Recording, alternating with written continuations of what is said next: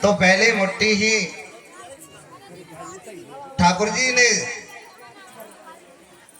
खाए तो पहला लोग दे दिया, दूसरी मुट्ठी चावल खाए तो दूसरा लोग दे दिया, और तीसरी मुट्ठी चावल खाने वाले ही थे कि महाराज रुक्मणी जी ने हाथ पकड़ लिया और कहा कि आप तो दयालु हैं, कृपालु हैं, सभी आप अपने मित्र को दे दोगे तब संसार के और भी भक्तों को आप क्या दोगे। और महाराज इस प्रकार से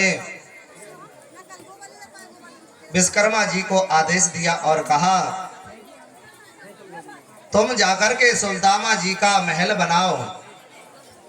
तो महाराज जब विश्वकर्मा जी सुशीला के पास पहुंचे तो सुशीला ने कहा कि महाराज मेरा महल आप ना बनाइए, मैंने अपना जीवन इन गांव वालों से भिक्षावृत्ति करके यापन किया है, यदि आपको महल बनाना है तो पहले गांव वालों के बनाइए फिर मेरा बनाइए। तब विश्वकर्मा जी ने भगवान ठाकुर जी को प्रणाम कर कहा कि ठाकुर जी सुशीला जी ने कहा है पहले गांव वालों के महल बनाइए फिर मेरा बनाइए। तो ठाकुर जी ने कहा बहुत ही अद्भुत विचार है, आप बना दीजिए, पूरी सुदामा नगरी ही महल की बना दीजिए। तो विश्वकर्मा जी ने पूरी नगर सोने का बना दिया और सभी के महल बन गए। यदि हमारे गांव में हमारे मोहल्ले में एक भी भक्त रहता है तो महाराज जैसे सुदामा जी के द्वारा सभी गांव वालों के महल बन गए हैं, वैसे ही उस भक्त के द्वारा हमारे भी महल बन जाएंगे। ऐसी ठाकुर जी की कृपा है। बोले वृंदावन में हरि लाल की। और महाराज जब जरासंध मथुरा पर आक्रमण करता है तो ठाकुर जी अपनी द्वारकापुरी बसा लेते हैं और वह समुद्र के बीचों बीच बसा लेते हैं। जरासंध बड़ा ही पापी था, सभी पर अत्याचार करता था। तभी ठाकुर जी और पांचों पांडव ब्राह्मण का रूप धारण करके जरासंध के पास गए और कहा कि हमको आप वचन दीजिए, और हमने सुना है तुम्हारे द्वारे पर जो आता है वह खाली हाथ नहीं जाता है। और महाराज तब जरासंध से कहे वचन, तो जरासंध ने कहा कि आपको क्या चाहिए। तभी वह पांचों पांडव और ठाकुर जी कहने लगे आपसे युद्ध करना है। तो महाराज जरासंध कहने लगा तुम में इतना सामर्थ्य नहीं है कि तुम मुझसे युद्ध कर सको। तब अर्जुन को क्रोध आ गया और हाथ ऊपर किया तो जरासंध देख करके पहचान गया कि यह तो पांचों पांडव हैं और इनके साथ में श्री कृष्ण हैं। तो जरासंध ठाकुर जी से कहने लगा आप सभी काम टेढ़े करते हैं, खड़े भी टेढ़े होते हो और बात भी टेढ़े करते हो और तुम्हारा नाम भी टेढ़ा है। ठाकुर जी कहते हैं युद्ध करना चाहते हो या नहीं।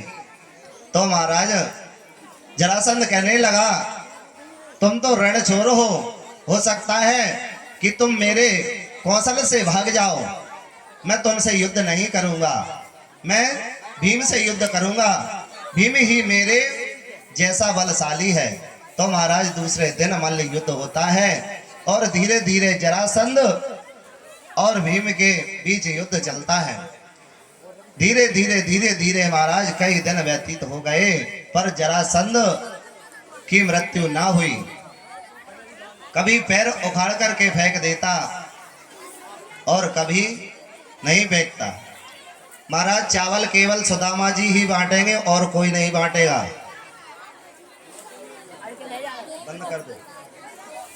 बंद कर दो चावल। इस प्रकार से जरासंध और भीम के बीच युद्ध हुआ और जैसे ही शाम होती तो महाराज ठाकुर जी की कृपा से भीम को समझाते और कहते मैं जैसा भी इशारा करूं वैसे आप इस जरासंध को मारना। और महाराज जैसे ही मल्ल युद्ध हुआ तो भीम ने पैर पकड़ करके और जरासंध का विपरीत दिशा में एक पैर फेंक दिया। इससे जरासंध की मृत्यु हो गई। तो भगवान कहते हैं तू करता वही है जो तू चाहता है, पर होता वही है जो मैं चाहता हूं। फिर ठाकुर जी कहते हैं तू कर वही जो मैं चाहता हूं, फिर होगा वही जो तू चाहता है।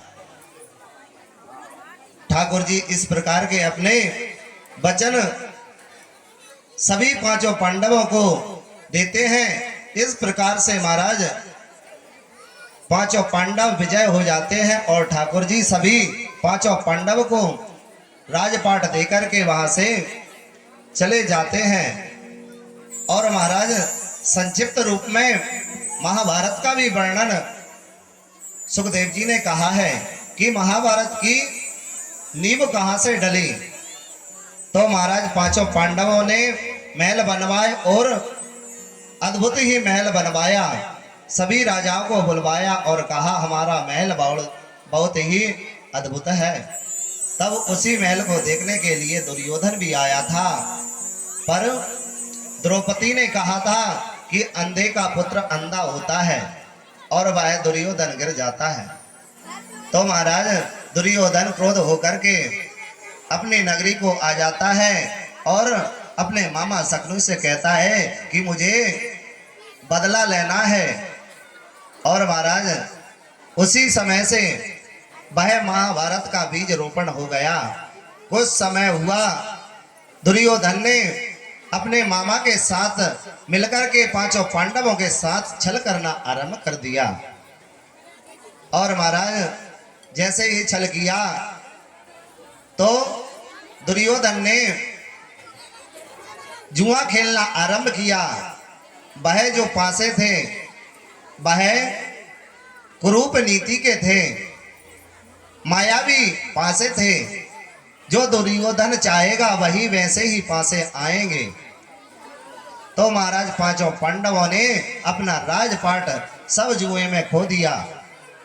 और महाराज जब दुर्योधन कहता कि एक बार और मेरे साथ में चौरस खेलो, तो अब की बार तुम अपनी पत्नी द्रौपदी को दांव पर लगा दो, मैं तुम्हारा जितना भी राज जीता हूं, धन जीता हूं, मैं तुमको वापस कर दूंगा। इस प्रकार से ठाकुर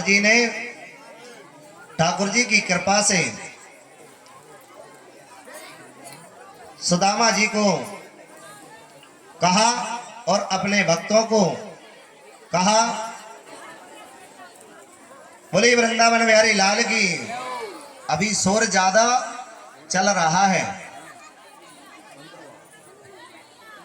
जो हमारे बीच सुदामा जी हैं, ठाकुर जी हैं, चावल ना बांटे, ऐसे ही अपनी छवि सभी को दिखाई दें ताकि ध्यान पूर्वक कथा सुनी जा सके। बिल्कुल भी बांटना बंद कर दे।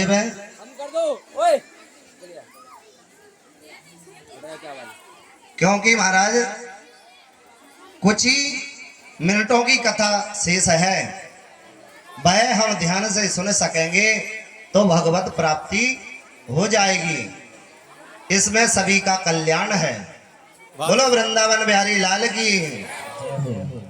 और महाराज इस प्रकार से ठाकुर जी की कृपा से वह बीज रोपण हो जाता है और पांचों पांडव अपनी पत्नी द्रौपदी को भी दांव पर लगा देते हैं, पर वह पांचों पांडव द्रौपदी को भी हार जाते हैं। अब महाराज दुर्योधन ने अपने मित्र दुशासन से कहा कि जाओ तुम जाकर के, जो द्रौपदी है वह अब हमारी दासी हो गई है, उसको मारते पीटते लेकर के आओ और इस सभा में निर्वस्त्र करो।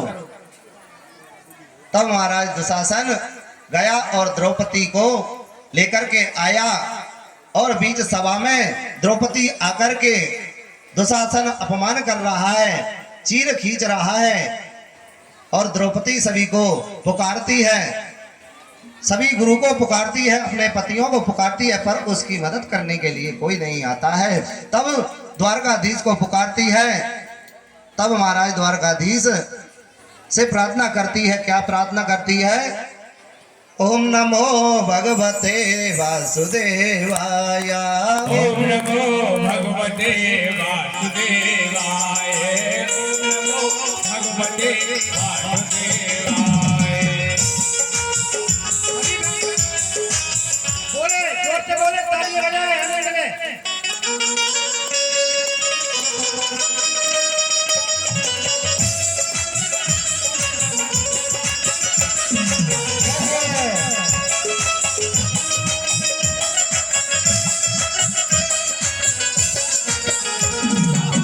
नमो भगवते वासुदेवाय। ओम नमो भगवते वासुदेवाय। ओम नमो भगवते वासुदेवाय। इतनी पुकार सुनते ही ठाकुर जी अदृश्य रूप में द्वारकापुरी से आकर के द्रौपदी को वरदान देते हैं और चीर बढ़ाते जाते हैं। और इतना चीड़ बढ़ाते हैं कि महाराज दुशासन खींचते खींचते पहाड़ लगा देते हैं और थक जाता है, अचेत अवस्था को प्राप्त हो जाता है। तभी भीम को क्रोध आ जाता है और कहते हैं कि मेरे समक्ष मेरी पत्नी का अपमान किया है, ऐसा अपमान कोई नहीं करता है। मैं आज प्रतिज्ञा लेता हूं कि तुम्हारा वध करूंगा। तो महाराज इस प्रकार से वह महाभारत का बीज रोपण हो गया। जब दुर्योधन ने सभी के समक्ष कहा कि यह सब कुछ हार गए हैं, इनको वन की यातना करना पड़ेगी 1 वर्ष तक, तभी इनका राजपाट मैं वापस दे दूंगा। यह आज्ञा पाकर के पांचों पांडव वन की ओर जाते और समय के अनुसार अपना जीवन व्यतीत करते। जब उनका वनवास 1 वर्ष का पूर्ण हुआ तो वह आए और कहने लगे, दुर्योधन, हे भाई, तुमने कहा था हमने 1 वर्ष का वनवास अज्ञातवास काट लिया है, अब तुम हमको राज पुनः वापस लौटा दो। तब दुर्योधन ने कहा, मैंने कोई बात नहीं कही, मैंने जो कहा था मैं सब भूल गया हूं। तब पांचों पांडव ठाकुर जी से विनती करते हैं और जब द्वारकाधीश दुर्योधन को समझाने के लिए जाते हैं, तब दुर्योधन शकुनी मामा से कहता है कि ठाकुर जी आ रहे हैं, मुझको राजपाट देना पड़ेगा, अब आप कुछ करिए। तब शकुनी मामा कहते हैं, आप 56 भोग बनवाइए, ठाकुर जी को 56 भोग प्रिय हैं, भोजन करा करके हमारी वार्तालाप हम कर सकेंगे। तब ठाकुर जी दुर्योधन के पास आए और 56 प्रकार के भोजन की बात रखी तो ठाकुर जी कहने लगे, जिसका भाव होता है मैं उसी के घर भोजन करता हूँ, तुम्हारा भाव किसी और पक्ष से है, इसलिए मैं तुम्हारा भोजन नहीं करूंगा, तुम मेरी बात मान जाओ, पांचों पांडवों को राज दे दो। तब दुर्योधन ने कहा, महाराज छोड़िए, मैं तो उनको एक गांव भी नहीं दूंगा, राज की तो बात है। तब ठाकुर जी ने कहा, भाई भाई के बीच में युद्ध होगा, क्या रक्तपात करना तुमको अच्छा लगेगा? तब दुर्योधन ने कहा, महाराज मैं तो मेरे राज्य से एक गांव नहीं देने वाला हूं। तब ठाकुर जी को ही बंदी को देख करके सभी अचंभित हो जाते हैं और ठाकुर जी वहां से आ जाते हैं और महाराज दुर्योधन के राज में ही और उस राज की जो पटरानी थी वह विदुरानी थी। तब विदुरानी ने सुना कि ठाकुर जी हमारी हस्तिनापुर में आए हैं, तो वह तो राजा के पास गए, हमारे इधर भोजन नहीं करेंगे। तब विदुर जी से कहा कि अब ठाकुर जी के पास जाइए और ठाकुर जी से कहिए कि विनती सुने, मेरे घर भी भोजन करें। विदुर जी जाते हैं ठाकुर जी से अपने मन की बात कहने, और यहाँ महाराज जैसे ही विदुर जी घर से बाहर निकले तो ठाकुर जी आते हैं। विदुर रानी इतनी प्रसन्न होती है, इतनी प्रसन्न होती है। उसके घर में कुछ भी पकवान नहीं है, केले के फल, कदली फल रखे हुए थे। तो विदुर रानी इतनी प्रसन्न चित्त थी कि महाराज केला जो था उसको बाहर फेंक दे और ठाकुर जी को केला के छिलका खिलाने लग जाती है। और ठाकुर जी बड़े ही प्रेम से खाते हैं। बोलिए बालकृष्ण भगवान की। हेलो और ठाकुर जी भोजन कर रहे हैं विदुरानी के यहाँ। न जाने कौन से हैं, न जाने कौन से दीजे जाने, न जाने कौन से गुण पर दया दीजे जाने, न जाने कौन से गुण पर दया दीजे जाते हैं। न जाने कौन से गुण पर दया दीजे जाने, न जाने कौन से गुण पर दयानिधि रे जाते हैं। न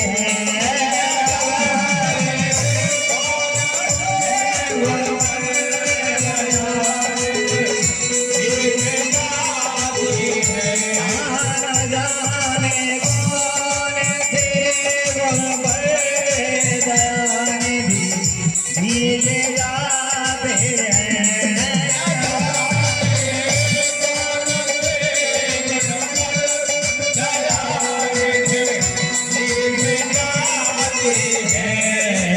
यही हरि भक्त कहते हैं, यही हरि भक्त कहते हैं। सत्संग गाते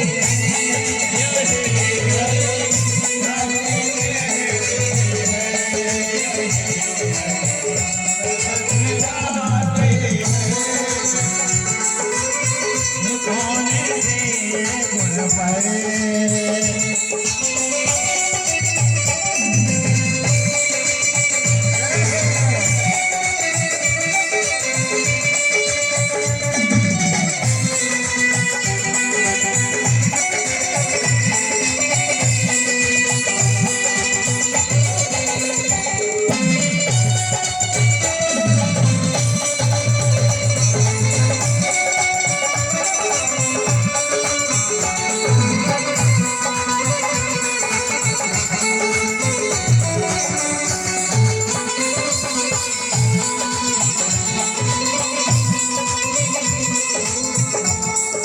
नहीं स्वीकार करते हैं मंत्र नभ दुर्योधन का। तालियां बजा के भक्त का चुनाव करें, आनंद में हो जाए, बंदे में लीन हो जाए, अपने आप को भूल जाए। बोले आगे बिहारी लाल की जय। नहीं स्वीकार करते हैं मंत्र नभ दुर्योधन का।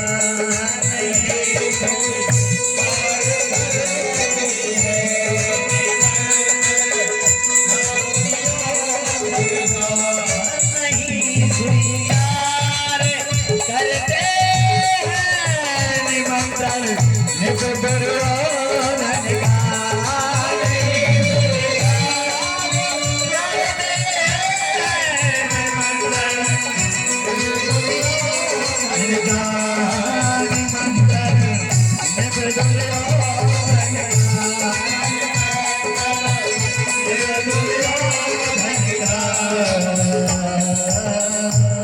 नहीं स्वीकार करते हैं निमंत्रण में दुर्योधन का।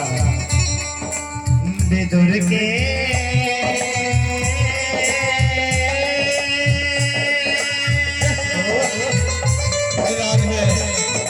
विदुर के घर में जाकर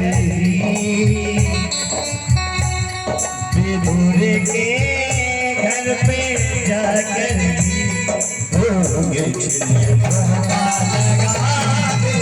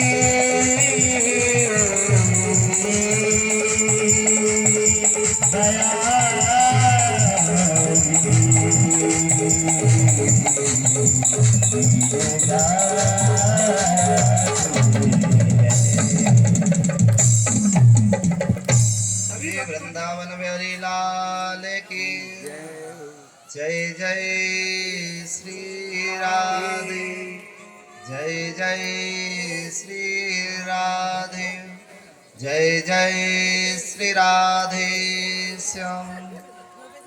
गुरु की आज्ञा से मैंने आप सभी भक्तों की ओर से गुरु जी से आज्ञा प्राप्त की है कि सभी भक्त चाहते हैं कि आपका आशीर्वाद लें, तो गुरु जी ने इसकी अनुमति दे दी कि एक एक कर कथा के पश्चात भक्त गुरु जी से आकर आशीर्वाद प्राप्त कर सकते हैं, दर्शन प्राप्त कर सकते हैं। बोले आज्ञा बिहारी लाल की, बोले गुरु महाराज की। इस प्रकार से महाराज ठाकुर जी ने विदुरानी के यहाँ बहुत ही भाव से केले के छिकले का भोग लगाया। इतने में विदुर जी आ जाते हैं और कहते हैं तुम्हारा ध्यान कहाँ है। तब विदुर जी पुनः प्रयास करते और ठाकुर जी को खिलाते। तब ठाकुर जी कहते कि जो स्वाद मुझे पहले भोजन में आ रहा था वह तुम भोजन करा रहे हो, इसमें स्वाद नहीं आ रहा है। ऐसे ठाकुर जी हैं। और ठाकुर जी ने बहुत प्रयास किया कि युद्ध ना हो, पर दुर्योधन नहीं माने और धीरे धीरे महाराज पूरा महाभारत हो गया। जब महाभारत पूर्ण हुआ तो ठाकुर जी अपने सभी पांचों पांडवों को राजपाट देकर के द्वारकापुरी जा रहे थे। तभी महाराज ठाकुर जी ने सोचा कि मेरी माता गांधारी से भी मिलकर के आऊं। और महाराज जब ठाकुर जी गांधारी जी माता के पास गए और माता को प्रणाम कर कहा कि माता मुझे आशीर्वाद दीजिए, तो माता गांधारी ने उन ठाकुर जी से कहा कि आप यदि सोचते कि युद्ध ना हो, ठाकुर जी ने कहा मैंने पूरा प्रयास किया था। तब भी माता गांधारी कहने लगी कि वह पांचों पांडव पांच ही हैं और मेरे 100 पुत्र मर गए हैं। मैं आपको श्राप देती हूं कि तुम्हारा वंश भी नष्ट हो जाए। अब महाराज ठाकुर जी बड़े ही प्रसन्न हुए और कहने लगे मेरा कार्य आपने आसान कर दिया है। अब यहाँ महाराज द्वारकाधीश द्वारका नगरी में सभी को राजपाट देकर के अपना कार्य कर रहे हैं। सभी अपने पुत्र बड़े ही मन की इच्छा प्रकट कर रहे हैं। और एक दिन ऐसा समय आया कि एक ऋषि महान तपस्वी दुर्वासा ऋषि द्वारकापुरी आ रहे हैं ठाकुर जी से मिलने के लिए। और ठाकुर जी के पुत्रों ने कहा कि यह कोई ऋषि है, जान पड़ता है, बहुत ही जानकार है। ऐसा करते हैं इन ऋषि की हम परीक्षा लेने के लिए चले जाते हैं। तब शाम ठाकुर जी के पुत्र शाम और अनिरुद्ध शाम के पेट पर एक कपड़ा लगा दिया और एक साड़ी पहना दी और ऋषि के पास पहुंचे और कहा हे ऋषि आप मुझे बताइए कि मेरे पेट से किस शिशु का जन्म होगा, पुत्र का होगा या पुत्री का होगा। तब महाराज दुर्वासा ऋषि ने क्रोध करके श्राप दिया कि जो तुम मेरे साथ छल कर रहे हो, जो तुम्हारे पेट से उत्पन्न होगा वही से तुम्हारे वंश का हानिकारक होगा। अब महाराज दूसरे दिन उस घास फूस जो पेट से लगाया हुआ था उसमें एक लोहे का मूसल बन गया। तब यह बात ठाकुर जी को पता चली तो दाऊ भैया ने समुद्र किनारे ही सभी बालकों द्वारा वह मूसल को घिसवा कर समुद्र में थोड़ा सा बचाता वह फेंकवा दिया। अब सभी चिंता से मुक्त हो गए और महाराज श्राप अपना काम करती है और कुछ समय पश्चात सभी मदिरा का पान करके सभी ठाकुर जी के पुत्रों ने मदिरा का पान किया और आपस में लड़ करके महाराज एक दूसरे को मार करके मारने लग जाते। तभी बलराम जी बीच में आते तो बलराम जी को भी ठाकुर जी के धाम उस लड़ाई में भेज देते। धीरे धीरे करके ठाकुर जी के पुत्र और सभी प्रजा आपस में युद्ध करके सभी समाप्त हो गए। अब महाराज केवल शेष ठाकुर जी थे। अब ठाकुर जी ने चाहा कि मैं जिस मकसद से आया था पृथ्वी लोक पर, जो मैंने लीला की है, अब मेरा समय भी वैकुंठ का आ गया है। और महाराज एक समय बड़े ही वृक्ष के नीचे ठाकुर जी शाम के समय विचार कर रहे थे, मुझे भी साकेत धाम जाना चाहिए। अब धर्म का प्रचार शुरू हो गया है, अधर्म पर धर्म की जीत हो गई है, अब अधर्म कोई नहीं करेगा। तो ठाकुर जी एक वृक्ष के नीचे अपने पैर पर पैर रख करके और विश्राम कर रहे हैं। उसी समय मछली पकड़ने वाला वह व्यक्ति आया जो महाराज राम जन्म में बाली का रूप धारण किए हुए था। तब सभी ने ठाकुर जी के ऊपर, राम जी के ऊपर आरोप लिख दिया था कि तुमने बाली को पीछे से मारा है, सामने से मारने की हिम्मत नहीं है। तब भी ठाकुर जी ने बार बार समझाया था कि जो अपने भाई की पत्नी के साथ बुरे विचार करता है, माता के साथ बुरे विचार करता है, उसका वध करने में कोई भी पाप नहीं लगता है। राम जी ने बहुत ही समझाया पर मनुष्यों को समझ में नहीं आई। भाई बाली इस जन्म में भील बन करके मछली को पकड़ रहा था, तो मछली के पेट से वह मूसल निकला। उस मूसल को उसने घिस करके अपने बाण में लगा दिया और एक दिन वन में चला गया, शिकार खेलने के चल दिया और देखता है कि कोई वस्तु चमक रही है। तो महाराज ठाकुर जी के पैर में मणि लगी हुई थी, शाम के समय भाई चमक रही थी। तो जैसे ही उस आदमी ने ठाकुर जी को निशाना बनाया, उसने सोचा कि कोई जानवर होगा और उसने बाण चला दिया। वह बाण जाकर के ठाकुर जी के पैर में लग जाता है और जाकर के देखता है तो वहां देखता है क्या है, तो साक्षात भगवान नारायण है, वासुदेव है, श्री कृष्ण है। और महाराज ठाकुर जी से क्षमा प्रार्थना करता है कि महाराज मुझसे गलती हो गई है, मैंने ऐसा नहीं सोचा था। तब ठाकुर जी ने कहा कोई बात नहीं है, जो भी इस संसार में होता है वह मेरी ही इच्छा से होता है। अब मेरा समय भी आ गया है, मैंने ऐसी लीला क्यों की है कि मेरे वंश में ऐसा कोई भी बालक ना हो जो कहे कि मैं भगवान कृष्ण का हूं, कृष्ण का पुत्र हूं, एक वंश का कोई ना कहे। और महाराज ठाकुर जी कहते हैं कि सभी तीनों लोकों में 84 लाख योनियों में सभी प्राणी कहें कि सभी प्राणी हम ठाकुर जी के हैं। इस प्रकार के दुर्वचनों को नष्ट करता हूं। मैं परम पिता हूं। तीनों लोग 84 लाख योनि मेरी संतान है। अब व्यर्थ चिंता ना करें। तभी ठाकुर जी ने अपने मित्र उद्धव जी को बुलाया। सभी उद्धव और सभी राजा एकत्रित होकर के ठाकुर जी के पास गए और कहा, ठाकुर जी आप अभी अपने धाम ना जाने की कृपा करें, आप हमको और लीलाओं का दर्शन कराएं। तब ठाकुर जी कहने लगे,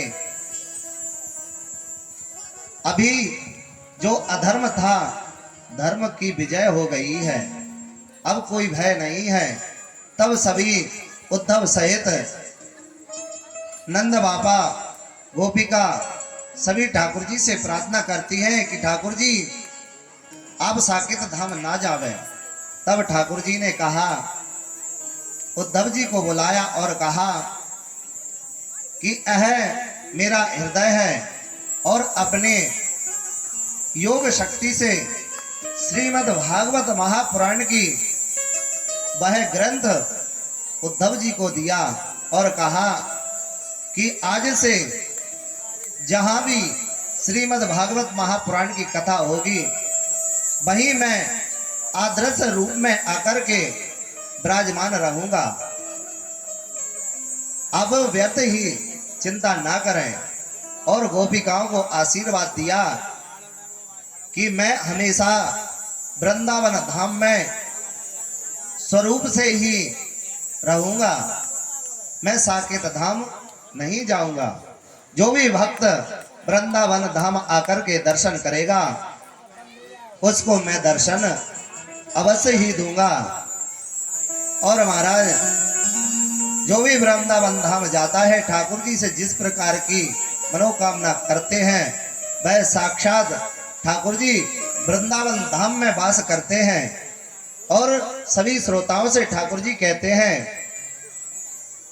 मैंने जो उद्धव जी को श्रीमद् भागवत महापुराण की वह ग्रंथ दिया है, जो भी भक्त करवाता है या करता है या सुनता है उसको मेरी कृपा से कोई वंचित नहीं कर सकता है।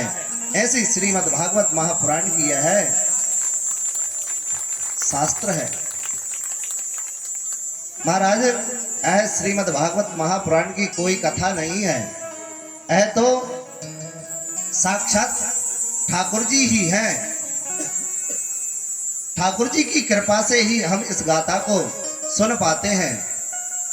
जब हमको हमारे परिवार वालों को पुण्य बहुत होते हैं, जब हमारे पुण्यों का उदय होता है तब ठाकुर जी की कृपा हमको प्राप्त होती है। ठाकुर जी की श्रीमद् भागवत महापुराण की यह गाथा हमारे कानों तक पहुंचती है, इसमें संदेह नहीं है। और जहां भी श्रीमद् भागवत महापुराण की कथा होती है वहां ठाकुर जी अप्रत्यक्ष रूप में आकर के आपको देखते रहते हैं और आपको आशीर्वाद प्रदान करते हैं। ऐसे ठाकुर जी महाराज हैं। बोलो बालकृष्ण भगवान की। अब महाराज सुखदेव जी कहते हैं, सप्ताह पारायण श्रीमद् भागवत महापुराण की यह गाथा पूर्ण हुई और श्रीमद् भागवत महापुराण की जो गाथा है वह तुमको अमर भी कर सकती है। जो जिस भाव से कथा को सुनता है उसको वैसे फल की प्राप्ति होती है। विशेष रूप से तो यह श्रीमद् भागवत महापुराण की कथा हमारे पितरों को उद्धार करने वाली है। जब हमारे पितृ प्रसन्न होते हैं तो पितरों का आशीर्वाद हमको जब मिलता है तो हमारा जो कार्य ना भी बन रहा हो महाराज वह बनने लग जाता है। हमारे घर में कोई संतान ना हो बहुत दिनों से प्रयास कर रहे हो, तो श्रीमद् भागवत महापुराण की कथा सुनने के पश्चात उस घर में पुत्र का जन्म होता है। ऐसी श्रीमद् भागवत महापुराण की गाथा मैं भगवान ठाकुर जी ने लिखा है। जो जिस मन से, जिस भी भाव से सुनता है और आकर के अपने भाव ठाकुर जी को समर्पण करते हैं, वैसे ही ठाकुर जी उनकी प्रार्थना सुनते हैं। ऐसी श्रीमद् भागवत महापुराण की यह गाथा है। बोले वृंदावन बिहारी लाल की। तो सुखदेव जी राजा परीक्षित जी से कहते हैं कि इस गाथा को सुनने के पश्चात आप को क्या फल चाहिए? अमर होना चाहिए, चाहते हो क्या? तब परीक्षित जी कहते हैं, महाराज मैंने भगवान ठाकुर जी की यह कथा सुन तो ली है, मुझको अमर नहीं होना है, मुझे तो भगवान के चरणों की धूल में ही रहना है। आप ऐसा आशीर्वाद दीजिए कि ठाकुर जी की चरणों की रज भी मुझे प्राप्त हो और जो ऋषि पुत्र ने मुझे श्राप दिया था उसका भी फल मुझको प्राप्त हो। तो महाराज सुखदेव जी राजा परीक्षित जी को है सप्ताह पुराण श्रीमद् भागवत महापुराण की गाथा सुना करके तथास्तु बोल करके आशीर्वाद देकर के वहां से चले जाते हैं। और कुछ ही समय पश्चात वही तक्षक नाग एक सेव में आकर के राजा परीक्षित जी के पास आते हैं। जैसे ही फल के स्वरूप में वह ग्रहण करते हैं तो वह तक्षक नग अपना कार्य पूर्ण करता है। और महाराज जैसे ही अपना कार्य पूर्ण करने वाला है कि राजा परीक्षित जी ने अपने प्राण ठाकुर जी को समर्पण कर दिए और वह जो तक्षक नाग था उसने तो राजा परीक्षित जी का शरीर ही डसा था और राजा परीक्षित जी ने अपने प्राण श्रीमद् भागवत महापुराण की कृपा से ठाकुर जी के चरणों में समर्पण कर दिए। ऐसे श्रीमद् भागवत महापुराण की यह गाथा है। और श्रीमद् भागवत महापुराण का क्या फल होता है? श्रीमद् भागवत महापुराण की यह गाथा क्या करती है? श्रीमद् भागवत महापुराण की गाथा मृत्यु के भय से मुक्त करती है। जैसे सुखदेव जी को आशीर्वाद देकर के परीक्षित जी चले जाते हैं तो हमारा मन, हमारा तन और हमारा जीवन ठाकुर जी के चरणों में समर्पित करना चाहिए। तभी श्रीमद् भागवत महापुराण की आप जो इच्छा लेकर के आएंगे तभी वह इच्छा 1 वर्ष में ही पूर्ण हो जाएगी। ऐसे श्रीमद् भागवत महापुराण किया है गाता है। बोलिए भागवत भगवान की जय हो। हवन की पूर्णाहुति करेंगे, तत्पश्चात आरती होगी, आरती के पश्चात प्रसादी वितरण होगी। जब तक आरती नहीं होगी तब तक प्रसादी भी वितरण नहीं होगी। और महाराज हम सभी लोग चाहते हैं कि ठाकुर जी की पूर्ण फल हमको प्राप्त हो। कौन कौन चाहता है कि ठाकुर जी की कृपा हमारे ऊपर सदा ही बरसती रहे? सभी लोग चाहते हैं।